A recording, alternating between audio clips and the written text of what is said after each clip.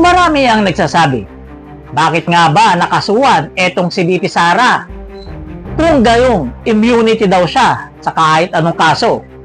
Dahil hindi naman lingid sa ating kaalaman na mayroong napipintong warrant of arrest na posibleng lumabas laban dito kay VP Sara.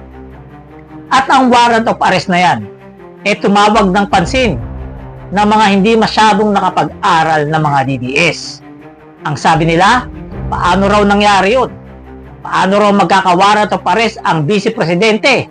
Paano raw ito makakasuhan?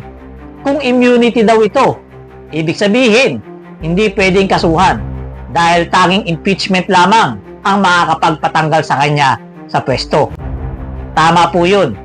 Impeachment lang ang makakatanggal sa kanya sa pwesto. Pero hindi siya immunity para sampahan ng kaso. Yung warrant of arrest na posibleng lumabas sa kanya, hindi yun magtatanggal sa kanya sa pwesto. Yun ay magkukulong sa kanya. Magkaiba po yun. Pwedeng makulong siya, pero Vice President pa rin siya. Magkaiba po ang immunity ng Presidente at sa Vice Presidente na walang immunity sa kahit anong kaso. Pero parehas, impeachable officer ang Presidente at Vice Presidente. Kaya sa mga nagtatanong, para saan ang warrant of arrest na posibleng lumabas kay VP Sara?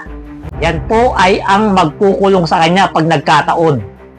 Gaya ng sinabi ko, kahit nakakulong siya, Vice President pa rin siya.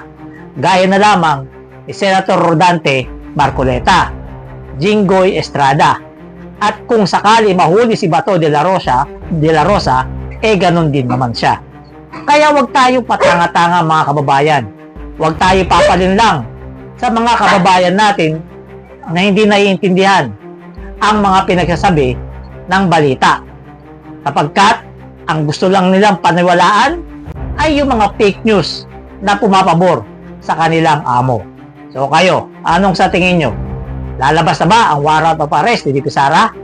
Comment down below. Salamat.